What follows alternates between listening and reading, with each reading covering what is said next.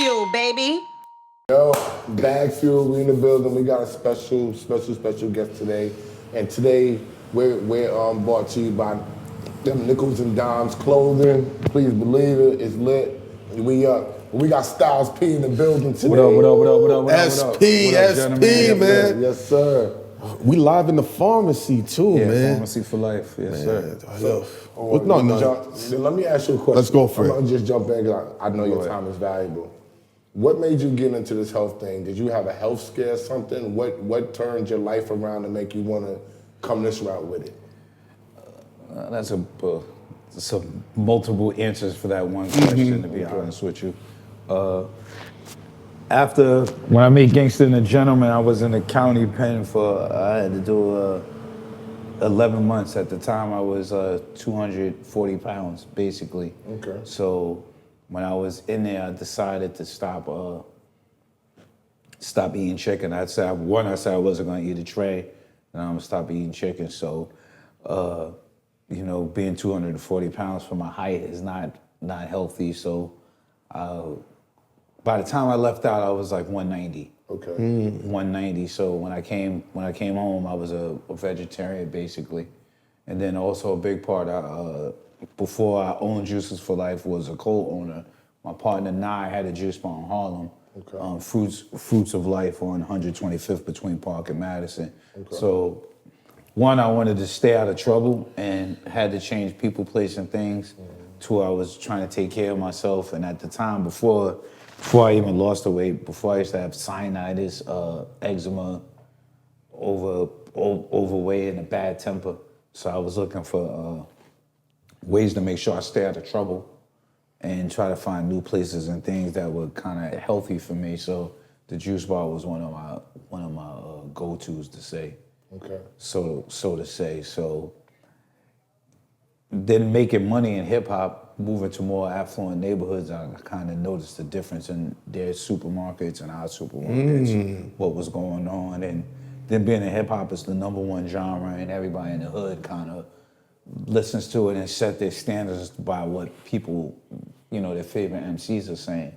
So if you got Bentley and Rolls Royce dreams, but you ain't in physical good shape or not feeling good about yourself, spiritual, physical, mental good shape, it's kind of almost impossible. So I felt it was necessary to remind people where I'm from about the benefits of just doing their best to be healthy, have a healthy state of mind, so from the mixture of those two things, actually seeing what juicing and being healthy did for me and understanding where I'm from and the differences. Like you go to a hood, liquor store, fast food, every French fries, chicken wings, every corner. Like, so if you're doing that all day, you wake up in the morning, especially once you're on a grind, you don't eat as much home cooked as you used to, or you're moving around a lot. So from noticing those two things, it was just like kind of my mission to at least give a younger brother or younger sister in the hood a jewel to say, because if you're feeling better about yourself, you're bound to do better. Yes. Like, you know what I mean? Everything kind of falls in place more. So it's like, bro, you wanna get a lot of bread. It starts here with taking care of yourself. Hip hop is now in uncharted territory in terms of now we all are getting to an age that we had never seen before because it started so young. Everybody came in 20s. Now we all 40, 50, 60. What's the regimen that's needed for us to progress further, to make it to our 80? Paying attention. Paying attention to what you're doing for the inside of your body as well as the outside. Like you know what fit you wearing, you know what watch you wearing, you know what car you driving, you know all of that. You're gonna wash up or shower as much times as days as you possibly can. But what are you doing for the inside of your body? So it's kind of paying attention to the inside as much as you pay attention to the outside. They're giving her like I tell people, if you got a dog, if your dog ain't shitting twice a day, you're gonna worry about the dog. Yeah. But actual dudes ain't shitting twice a day and not worried about themselves. That's like ass back with thinking. So I think it's about reprogramming what we do and prioritize yourself. I think especially as black men, and how society teaches you, sometimes you have the wrong priorities. You have to be number one. Like, how I'm gonna be there for my son if I'm not feeling great? I told you that you look like Styles. Like, I was like, he don't look like him. Yo, I said, that's probably Styles P. Son. He's definitely related to Styles P because he looks just like him. I was like, he don't. My bad. no, it's good. It's good. So even your wife, whoever it is, and if you better off if you have to prioritize yourself, and then things become easier in life. Why do you think black dudes are so scared to go to the doctor? We don't trust white people. You think it's that simple that they just don't trust white people? The doctors for years have, one, a lot of people don't have insurance. The health insurance thing. Health insurance is one thing. And then two, like if every other, in every other aspect of your life, you've noticed indifference. Gotcha. You're gonna feel the same way at the doctor. So it's the systems that are in play. Like I would give a common example is what happened the past few years ago. How does a virus who doesn't know face, color, size, race, or creed affect black people the most? That's why people don't trust the doctors. Gotcha. You know what I mean? But you have to, what I tell people to do is, I particularly don't knock Western medicine. I'm big on preventative measures. Yes. Eat and take things that's gonna prevent what's going on. Like, you know what I mean? But also, if you are gonna go to the doctor, then you have to make sure you get a second or third opinion. See what you could do with holistic routes. Because a lot of doctors don't study nutrition either, so. And they're not allowed to actually tell you, like, they got to lead you towards the medicine. If they don't diagnose you with something, it's big business. What they do. So and if you come with the holistic stuff, they be like, oh. But let's keep it real. The pharmacy, Styles P, he's a threat to Western medicine. Yeah, but they shouldn't look at it like that, because what I try to do, the difference between us and most people who do what we do is, I'm not really trying to go against Western medicine. It's going to be too long and hard of a fight. I'm trying to inform my people of preventative measures.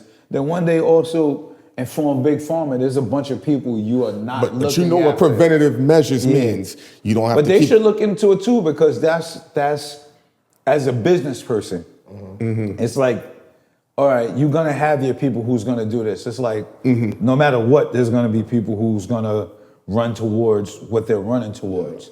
But why not open up your mind and your eyes and your heart to say, all right, for the people who don't have health insurance, for the people who don't like going to the hospital, you need to line up with somebody and say, all right, let's figure out a way to get this done. Like, you know what I mean? So you're covering the whole spectrum. You know what this sounds like? Expect one person to go your way the whole time. It sounds like the music business. Because it's money over there. Yeah, What I was going to say is it mirrors the music business, and what it's like is the diamond business. How you got the lab diamonds, and you got the real diamonds now. They were fighting the lab diamonds for years. Now you got them selling the lab diamonds for a cheaper price and doing commercials for it now. It's cool. Everybody's walking around with, everybody got them chunky pieces. Those ain't the real diamonds. Those are lab diamonds. Yeah, because if you're buying an engagement ring, one little engagement ring, a real diamond, you know how much that shit costs? So how, if you got something that's like this, come on, dog, diamonds, bang bang. You know what I'm saying? Yeah.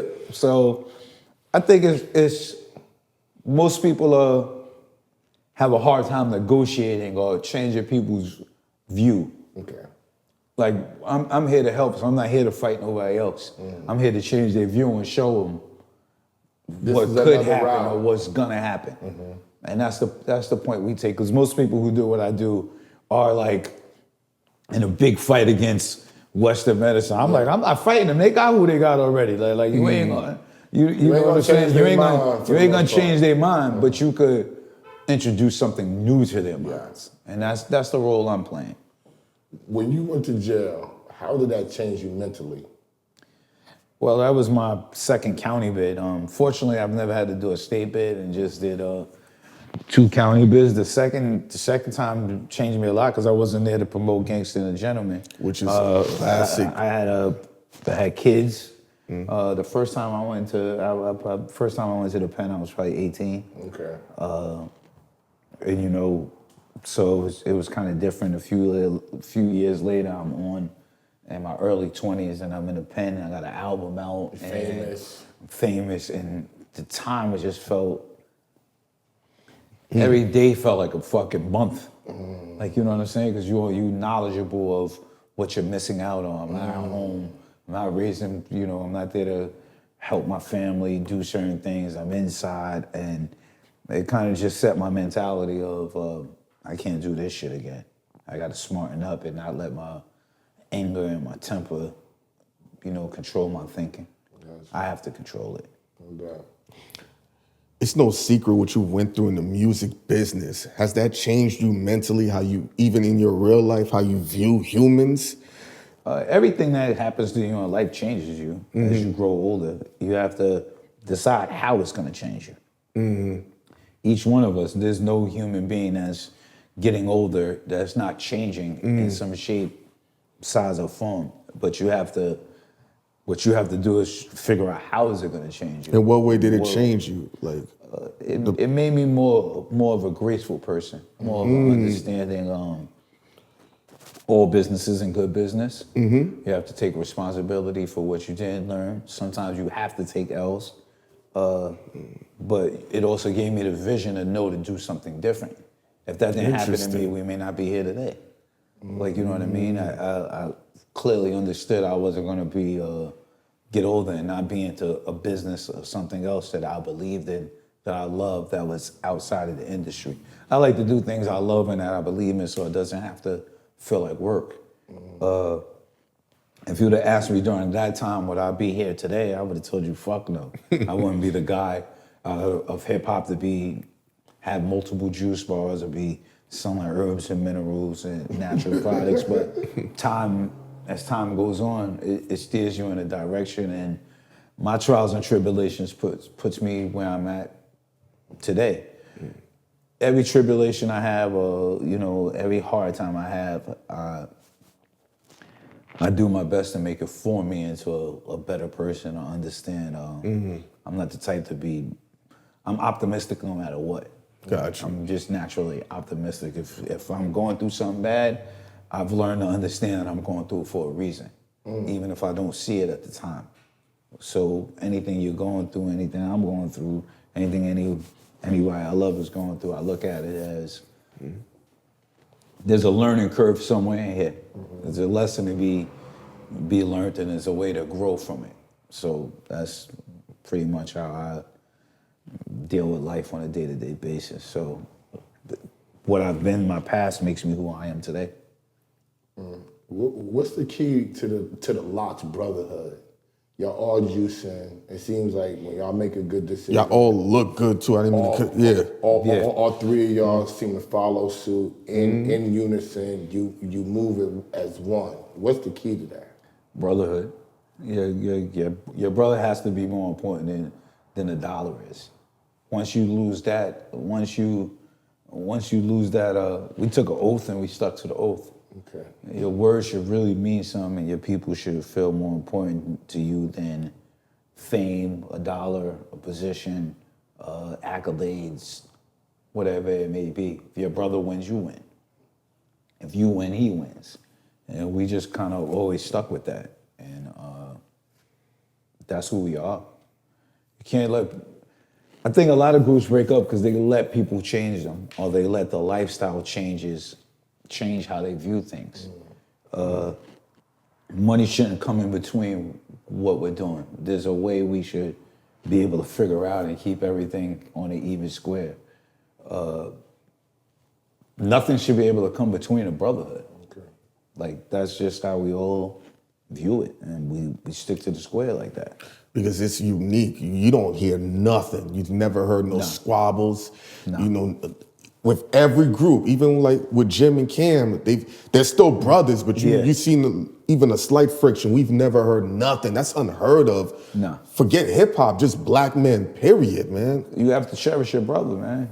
You have to cherish your brother, and you have to be able to sit at the table and talk it out. What's happening between me and him ain't y'all business. Got you. Like, and not to disrespect anybody, but how do you feel good telling other people about your business, about your brother? Then is it really your brother? Like, you know what I'm saying? Yeah. Like, it's more so of Code of sticking to honor. a code. You got to stick to the code. But A code means a lot.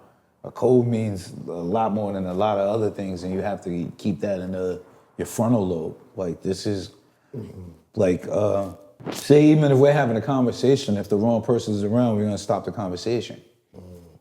Like, not right now. Like, you know what I'm saying? Like, I could be in the middle of an argument with them two. If you two come in, that conversation is not gonna be heard by you. It doesn't belong to your ears. It's sort of like you gotta know, sort of like think about it. Everything in life, almost, especially with men, outside of the hood, reflects camaraderie. I don't care if you're on a baseball team, basketball team, armed forces, whatever you do, the camaraderie has to be there. And what you do for life and something you love, you should have camaraderie too. So if we came from nothing together and we made it somewhere, why would we let anything in between that break anything that we have? It's not worth it. That's interesting because what y'all have seen from your early 20s to now is abnormal shit, bro. Yeah. It's beyond 1%. The money you've seen, the celebrities that y'all rock with, the catalog, the music, the businesses. So, people would just think just by laws of average, something would have just shifted a little bit. You understand? So y'all brotherhood is more of an anomaly, more so than the average, the norm. True. And it's a testament. Yeah. I think people have to understand, you have to weigh things out and say what's worth more to you. I think a lot of people go into things not knowing what's worth more to them. But at the end of the day, so if it's money or look or what somebody says, then that brotherhood is not gonna. It's not gonna last. It's not gonna last. Who's giving you the most guidance in your career? And that's from multiple parts. Like I can't pinpoint one person when it comes to that. Who's a couple of the people who were significant? That would be my partners, of course. Okay. That would be my wife. That would be my mother. That would be my homies. Okay. Besides the LOX, like we all kind of like, even our crew and crews outside of it, we've always been linked together. Like, so we're more of a family. Like we own a studio together. We do things together. So even our other homeboys, it's more so of whoever loves me genuinely, that's around me. I know they're gonna tell me something. Not to be funny, but even my son gives me a lot of wisdom. Okay. I'm his father. I'm older than him, but there's things he sees or understands that I may not. That I know if he's gonna tell me something or pull me to the side, we have a certain conversation, it's for the benefit of me, as he knows vice versa. So most of the people who I deal with on a average or day-to-day basis, it's because we love each other, and if we're gonna say something, it's gonna be for the benefit of each other, not to tear each other down. That goes with anybody I deal with on a pretty much day-to-day basis. That's rare because people always have the trouble. Everybody can say how they feel about somebody else, but as soon as somebody says something about the way that they feel about the way they move it seems like people always seem to take it personal. But the crews that are tight can hear the bad shit. Yeah, constructive criticism is important for growth.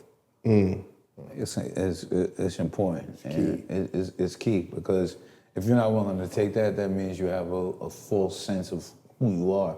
Because if your ego and pride is going to block you from hearing constructive criticism, how are you going to become a better person? Right. That's not logical. Doesn't add up.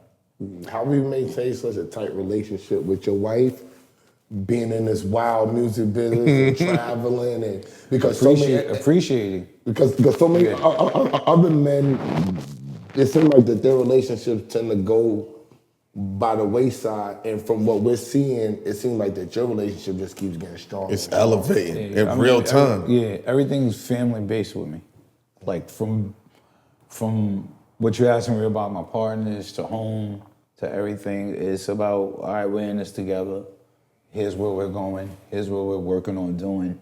And of course, there's going to be ups and downs, trials and tribulations, but with a common goal in mind of something that you want to do, you make it happen. Plus, I'm really black. I'm really, really black. Like, you know what I mean? So I think being able to turn I don't give a fuck to a positive thing sometimes. Like I've always had I don't give a fuck attitude, but you have to know That's how the to... Sag in y'all. Yeah, you a Sag too? Definitely. See? Yeah. That's the Sag in y'all. November 29th. November 28th. Oh, November 28th. Yeah. So a lot of people have a hard time because you're looking at what everybody else is doing and you think you have to fit into what the crowd is doing, or you're worried about people judging how you move because everybody else doesn't do it. I don't really have that problem because I don't give a fuck, but it's just... Y'all sound exactly the same. It's just in a positive way. So when I'm doing on Float Your Boat, why would I give a fuck? I don't even... He sounds like I'm just bugging because he sounds just like you. It doesn't make sense to me to give a fuck about what everybody else's perspective of me is. It's important how I feel about me. It's important how I think about me. That's once I achieve that, everything else will fall in place. So I don't wake up thinking years ago. Now everybody has a wife now, and everybody's moving with their wife and doing things. But at a time, it was like nobody was. But I didn't move like that. Like I don't want my son to think less of his mother for how I'm acting or the way he views, women in general, black women in general. It has to be like if I took my time out and just the person I live with and we're under a roof, then we want to build something. We want to keep going. Like I ain't really give a fuck about what y'all think. I fuck about what I think. But the temptation is out there. Sure. That makes it easy. That makes it easy. Like, of course, we've been through trials and tribulations, but that's part of almost everything. I think once you have your eyes on the prize of what you want to do is, you do it. You know, you guys had an iconic moment. The verses. I already know you was going to come on, bro. And niggas was counting you out. Yeah. Niggas was counting you out. I remember Who was counting them a lot of, because a lot of people was going for the dips. And I'm sitting there, and you was one of the people that said, hold on, let's forget D-Block. Let's just take everything they did with Bad Boy. Don't discredit that. I said y'all was trained, y'all had a different type of training from the beginning. Y'all felt like that y'all went through the gauntlet. Y'all had to do stuff with Puffy that other rappers wasn't never doing and probably didn't want to do. And y'all went to rehearsals and stuff like that. Tours. That most rappers wouldn't do. Y'all was on tours at a very young age. You came with the DJ that was y'all real DJ that knows how y'all set go. I said, people gotta realize that training and being professionals in a different type of way means something because y'all was always together. I always said that the Dipset forms like Voltron, but the LOX was moving like this together. To me, that was the difference in what we saw. But did y'all feel like y'all were being counted out a little bit? So, well, I mean, we knew that the people who were counting us in wasn't really the dudes online. So you can't go to the drug dealers on the corner. They're not online all day. You can't go to the dudes at the prison. They're not online all day. You can't go to the 30, 40-year-olds, the 28 dudes. Yes. And like the people who were our fans, they kind of, it was people who knew, but you could see the majority of what it was where we understood where that came from. That comes from the algorithm of the internet. On how it only takes a few people with power and influence to say something and think it's gonna go some way to sway people. And then it takes a whole different act to unsway them. And y'all did that. Yeah, so we already knew, as you said, preparation. If you do something over and over and over, by the time it's that time, like we knew the young people didn't know about. We've been through a lot of beats. Yeah. Like we're from an era where you say something about us, get out about 24 hours, we got a response. Yes. Like, you know what I'm saying? So we've been through. That type of We've thing, been that through gauntlet, shit. Like yes. we've been through, we've been through having problems with Rockefeller, having problems with G Unit. So that we already been with war, with battle tested, war approved. There you go. So it was more so on having in our mind, and we practice our craft a lot. That's what I think what happened too, we live life so fast paced, we forget about all the things that's been done. So when they started hearing all y'all joints, just Sheik's joints by himself, Styles joints, then combined, it was like, hold up. I think because people digest things and spit it out so fast, that was a flashback from the past and a look at what it should be in the future, and it was the right timing. And it was good music. A missile that just came together because we can't discredit that the reason why they shined, because the Dipset still came back with joints. Yeah. You know what I'm saying? They still had joints, and then you still saying, all right, they got these joints, but the LOX joint was more of a performance to me together. Yeah. They were dropping joints. They were dropping a mixtape. The LOX was dropping an album.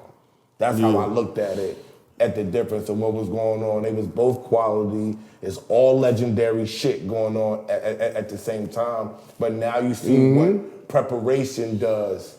Artistry. Yeah. When you get counted out, you're supposed to go harder. Artistry. When people doubt you is when you supposed to dig deep and go, we know it's in Madison Square Garden. You got to get past their place before you get to our place. So you know what I'm saying? So we looked at it as one is three of us, and we're all thinkers. Like, you know what I'm saying? We act, but we all think too. So in our mind, we was pretty much preparing for what could happen, what we would say, what we would do, what they're gonna say. It's sort of like a strategy. Like all right, I'm gonna throw this blow so many times he's gonna think I'm not gonna throw this blow, and I'm gonna throw that blow. So it was more so like that. Those are our brothers too, and with being fans of people, we study them also. Yeah. So it's like, all right, we can figure out what they're gonna do and know what we're gonna do. And then it was not just us, because it wasn't really just strategizing to prepare for them. Like I said, sometimes you got to study the algorithm or something. So when you go back and look at all the other verses, one thing we said was no one really. It's always cool. Like Jeezy and Gucci was a little chippy. You know Styles, you've been in the streets. That right there. It was chippy, but that was personal chippy. Yes. In history. But all the other verses, you never really seen a performance. You see a performance, but not. It was different. It wasn't. Y'all shit was just. Yeah, it wasn't a. They rolled it out for y'all. Yeah. It seemed like that they knew what it was gonna be before everybody else did. Nobody been outside for a while, neither. Okay, that's true. That's true. So that's it's true. like nobody been outside. That's true. I forgot niggas was outside and talk shit. You fresh off. Everybody's Probation. fresh off a lockdown. Motherfuckers been in the crib for years. Timing is everything. For about 2-3 years. Yes. You know what I'm saying? And you know what else too? It's the Garden. It's Madison Square Garden. Y'all personalities too. People that factored in how Jada was talking, you was talking, she was talking. Niggas like, these niggas got personality. I was about to say they did promo and marketing with their shit. And that's what people don't realize. When y'all bumped in, I think Jada might have bumped into Cam or something, buying jewelry. That's promo and marketing. Yeah. That's Reverend everybody else that we really want to see, because they like I knew Cheek and Kiss wasn't gonna talk shit on the net. Usually I wouldn't either. That was my first time trolling anybody. Word. I was trolling, but you know what I'm saying? But I already knew from the young people the algorithm. What to say. The algorithm is gonna, if nobody says nothing, then it's gonna just jumping, that momentum goes a certain way. Yeah. So being funny and popping shit though, also it's like, all right, it's revs it on a up. chance to show, you know, especially for the young dudes, like, you know, you're in a time where you're seeing everybody perform over words. Yeah. So subconsciously, you don't know that if you're not even looking at it like, does a person know their shit or not know their shit? Yes. So, you know, you don't feel that energy Yes. when the word's on. We understood that the person watching, when he sees somebody gonna win and know every word, when they know I know all of my two partners' words, they know my words, we all know each other's shit, that's gonna be some, unless you've seen a LOX show, you're not really thinking about. You're not really thinking about. So we kind of understood that too. Like, so it was just sort of using a different approach. Did your money jump up after y'all left? It certainly did. It certainly did. We knew it would be different. I never knew it would be such a big moment in hip hop. Yeah. I didn't think it would be. Is that the biggest moment in hip hop? Nah, y'all did a lot of shit. Y'all did a lot of shit. We've done huge. I would say for this stage of life, yeah. Okay. Because it was like Ali versus Frazier. Like, you know what I mean? I didn't, to this day, like. It's an anniversary for us. It's like, it's an anniversary for this shit, that's bro. crazy. So it was, but also because that's New York versus New York. Yeah, we never I was had gonna the say that. verses where it was New York versus New York either. So it was like, it was set up pretty much to like a heavyweight fight. It was a heavyweight fight But of rappers. To y'all testament to the LOX and the Dips, y'all span 30 to 40 years of age groups. There's people in their 20s because they pops grew up on y'all and dudes in their 50s, and it's like, hold up, we seeing this in real time. Yeah, like to be in a garden, like to be in a garden and see all this, how many stars was there? How many stars just pulled up to come peep what was going on? That shit was surreal, it was bro. crazy. Nah, man. Speaking, because you said your money and your streams went up. Have y'all thought about selling y'all catalog? Because that's been a big thing. Good question. I mean, I'm 50-50. What's the reservations? Business. Sometimes business looks good and then it could be graded later on. And sometimes business looks good and it could not be graded later on. So you have to weigh out what you want to do, how you feel about it, and do you want to leave it behind to somebody else? What are the people whose hands is going to go and do with it? So it's a lot of things to weigh Remember out. what you did for your daughter with your royalties? But I got a theory behind that. We know the music business is crazy. We know they do mad stuff that we don't know what they're doing. Why are they voluntarily buying all of these niggas' catalogs? Exactly. It's the question that I want to ask.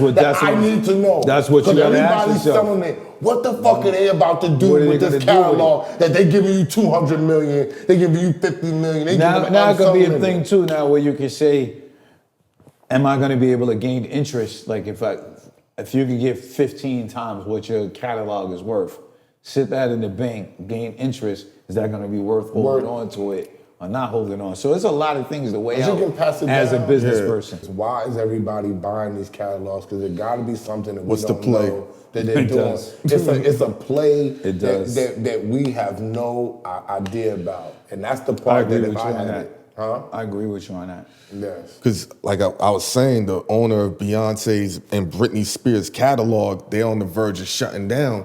However, though, How could they be on the verge of shutting down? who knows? But is that a ploy to say, oh, yeah, it's not a big deal? You know how they always mislead with the marketing and promo? Oh, hip-hop is down 40%. How when we're the most popular culture? Yeah. You trying to minimize the power? Of course they do, because if the black people get too much power, it's just like the same way when LOX and them was coming along, you had Rough Riders, you had So Def, you got Bad Boy, you got No Limit, you got Cash. All at the same time. You got Death Row. That was too much power for these black dudes, and as soon as you saw, sooner or later, they found out with the Napster, they used the Napster kill everything. Right? And then they brought back streaming the way that they brought it back, and nobody knows how to quantify streaming no more, and all the rest of that That's stuff. funny, you just spoke about That's how it goes, bro. They said Spotify is changing its royalty model to crush You gotta streaming fraud. You gotta do 1,000 streams first before you even can start making money. Yeah. So now they're just making it harder and harder 1,000? and more difficult. What would older, mature styles tell younger styles, if you could? Be graceful and stay steadfast. Walk the path. Walk the path. And it's funny because I tell people, that's a hard question to answer because my past makes me who I am today. Okay. My past is what makes me who I am today. That compilation of things that happen pretty much every year of my life makes me the man I am today. I would definitely say be less negative with certain situations and don't let your ego and pride take control. Take control of your ego and pride. That would probably be it. I don't think without trials and tribulations, though, you become who you're supposed to be. Okay. I think I'm a yin yang type of guy, so I always tell people I am 180 negative, 180 positive. Okay. But now I choose which one it's gonna be. I don't try to front to people like I'm plant based. I own juice bars. I'm into health now, like I am, but I'm still capable of doing some shit. It's that I choose not to be. Gotcha. I choose not to be. Like it's like I don't believe like I'm a hard person who would believe in somebody who's painting too much of a good picture. Gotcha. Like I'm You're not. Sagittarius, Yeah, though. I'm We not don't buying believe in into it. that. Like you got to let me know What's your fucked really up side. hard. Like let me know you got a fucked up side of what it would be or what it was. Like I'm not just buying into the holier than thou. You're this nice guy. Yeah, holier than thou shit. Like it doesn't make sense. Like you know, some of my young boys and people who come to the juice bar, like, and people who go off, you know, stories they've heard about me or things I've done or acts I've committed, and they'll be like, you know, some of them, but yo, OG, you was wild when you was doing this. I said, that's why you should listen to me when I'm telling you something, because I'm trying to give you the easier road to walk down. Gotcha. And which is not always the easier rule, because my initial reaction to most things is to react. Now my initial reaction is think, then think again. Because if I'm gonna do something now, I wanna make sure that it's gonna be worth it. Not just because somebody got me off my square, my 1-2. Then I always say, we can't fight if we don't argue. With the average person, so I'm gonna choose who I'm gonna argue with. I'm gonna choose who I have certain conversations with. Like, I don't get wrapped up in like, I make sure if I'm saying something it's worth saying or it's meaning something. And you gotta take an idea of when it's your time and when it's somebody else's time to do something. Like, I'll be 49 this month. What the fuck do I look Congratulations. like arguing with a young boy over whose corner it is when it's nobody's corner? Gotcha. Like, you know what I'm saying? So you have to pick and choose your battles and then be wise at what you're doing and how you're gonna carry it out, because you wanna make sure if you gotta pay consequences and repercussions that they was worth it. And are you gonna get change out of that if you gotta pay? Are you gonna get some change back? Like, you know what I'm saying? Or is it just gonna be you paying? So that's how I kind of view things for myself personally. You're legendary with the bars, man. But one of my favorite lines from you is something you said a little under a year ago, and it was at Hovain's funeral, and we was there. And that line you said, God needed you to take care of the rappers up there. Yeah. Like, I was trying to hold it together. I said, this is a different friendship. It set the tone right for the room. Yeah. But I was just like, Styles is good in my book for life just off of that. Thank you know, Hovain was always really good to me. Yeah, it's a great You know, guy. really good to me. And I was just like, Yeah, God, I was in shock, God man. picks and chooses, you know what I mean? And we never know what's gonna happen. Like, it's important to treat people right and treat yourself right. That's what I say. It's important to take care of yourself because you never know what's gonna happen.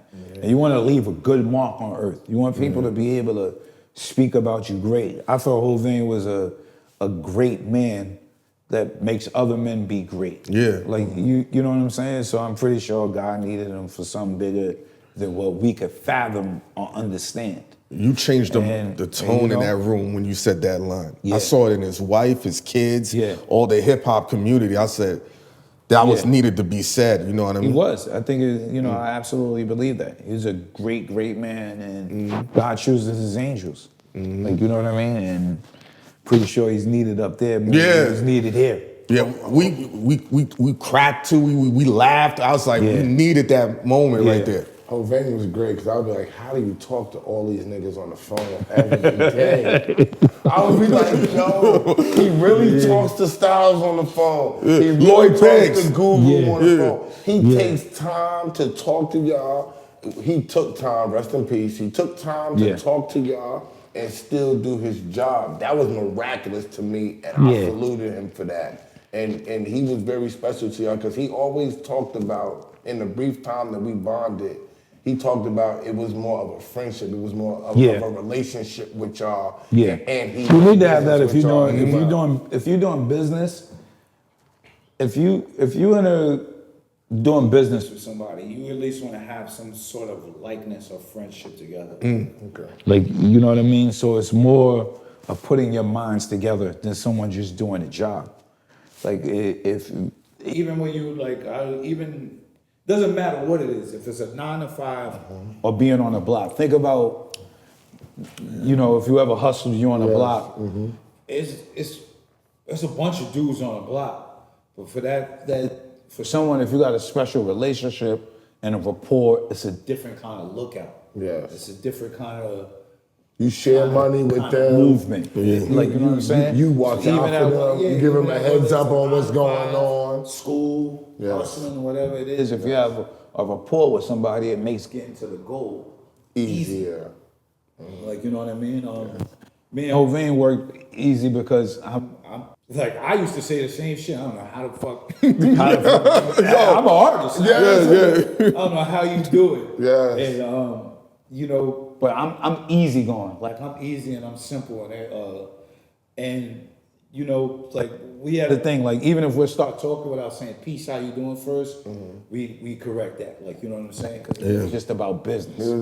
Yeah, I've known him since '09, bro. It's So about and business. it's about like how you feel, you good, this and that, and just moving forward. So things work better when you have good rapport with people and you want to move forward and you have a friendship, because it makes it easier to make sense of shit. Gotcha. I want to pitch a selfish idea, a LOX project, just 5 songs, 4. Oh, we're working on a LOX project. Oh, let's go. So you ain't got pissed out. No. But it would be all drill beats, but y'all just delivering bars. Drill drives me fucking crazy. So. Some of them shits I like. Some of that shit drives me the fuck crazy. They gotta be beats I love and beats I love. But we really can rhyme over anything. No, but because It wouldn't be too. the complaints. And probably we could show kids how to balance it out. That's what I'm going How to bring balance. Because I think one thing because drill shit ain't nothing but the new name for gangster rap. Yes. Yes. It's just, we're in the future now, they got more subgenres, so it's more so teaching the kids, this shit ain't for everybody. And then it's consequences and repercussions that come with it, and it's a toll that comes with it. So if you're gonna say something bad, you gotta say something good too, but know how to put it, know how to word it, know how to know what's going on. Like, what they do now, I feel, was different than what we did, is they don't really fucking think enough. Yeah, you were saying about lining yourself up. Yeah, I think snitching. a lot of these dudes line themselves up, and I think they have the wrong idea. Like, we understood what we was getting into, but we also understood we want to get the fuck out. Like, you don't want to get on to get yourself in more trouble. You don't want to get on and get an opportunity of a lifetime to feed your family, put your homies on, do this and that, just to put yourself in a position to get shot at, have to shoot somebody, going back and forth over nonsense. You want to progress, like, because at the end of the day, that shit it's no good, and it takes a fucking toll on you. Yeah, dude. But like, so just balance it out. I ain't trying to say be a fucking schoolboy neither, but then a lot of these kids are saying shit that they ain't even into. Like, you living up to something that you wasn't even built for. Or like, you know what I'm saying? How sensible is that? I know you got one question. The whole Michael Irvin and his son thing, you familiar with that situation? No. You ain't see that? Oh, that's why. His son doing gangster drill rap. Michael Irvin's son. The football player? Yes. Dallas Cowboys? Yes. Yes, and he came on and he said On what? his show, he said, listen, I don't know why my son is saying all of this. He don't come from this lifestyle. Yeah. He never moved packs. He never did none of that. He We're lives in a gated community. He lives in a gated community. We Yeah. got Rolls Royce. Yeah. And I'm like, He blew him up crazy, son. I'm like, now I feel like, because the kid's music is relative to what it sounds like, he can go based on what the, quality of the music is. Now I feel like he might have forced his son to actually have to do those things to legitimize his career, man. Nah, that could be a 50-50 how you look at it, because as a father, you should want to tell people, that ain't my son. That's what a father's going to do. Yes. Yes. Like, you know what I'm saying? Yeah. I wouldn't want my son in that position if that's not who he is either. So I doubt I would expose him like that. Big time, yo. I would have pulled him to the side and just had a different evaluation. Took some time out to show him that he don't. Because one thing, what if he don't do it now? His son puts himself in a situation. That's what I'm thinking. And he's not that. Yeah. At least his father put the plea out like, my son son ain't that. exactly. Like, and the other dudes could know it ain't that. Because what if they believe him? But what if they don't know if it's his son? I don't think people knew. I think he came out to let people know that that's his son. Because what if they didn't know that that's his son? Nobody was talking about his son is rapping. But my thing is, the music sounds good for what it is. And he's able to translate his thoughts. Now his whole credibility is finished before he even got off the ground. But a lot of these dudes are. And that's why so much shit is happening. Because if you're going to get caught up in something, right? If you, like as a businessman, I try to go with, and an older person now, I try to think as logical as possible. But I'm still, you got to deal with young fellas in the trenches because I'm there and they come see me and come talk to me. So it's really, it gets down to the end of the day, especially us as me as an OG, going, all right, young fella, here's what's gonna happen. This is why I'm in the health to say, you might want that few seconds to be able to think, then think again before you get yourself in some shit that you really not prepared for. Like you think it's cool because your homies think it's cool. Like even a lot of young dudes, they'll fucking shoot the shit out of you, but they're gonna tell too. That don't equal out. That don't make no sense. That don't equal out. And then why you gonna put yourself in a position where you didn't even have to be in it, and you're not really like that. Like somebody, I put something up the other day, right? And the kid told me, you've rapped about this and that. I hit him back. I didn't just rap about it. I did it, which is even more, even worse. But does that ban me from now being able to give you advice? Or do you want me to just stick with that? We supposed to go through things, and the things we go through, you're supposed to want to spread the word to the youth now, because now dumb young dudes got dudes this. I see 11 and 12-year-olds saying crazy shit. And it's like, bro, you're gonna get that little kid killed. And he don't know the meaning of what it is to even be at war with somebody. Like you don't even know what it is to actually have to come outside and watch your back 24/7, not just when your friends are around, when you're at a party. One day you're gonna fuck with somebody who's gonna hunt you. And do you wanna be in that situation?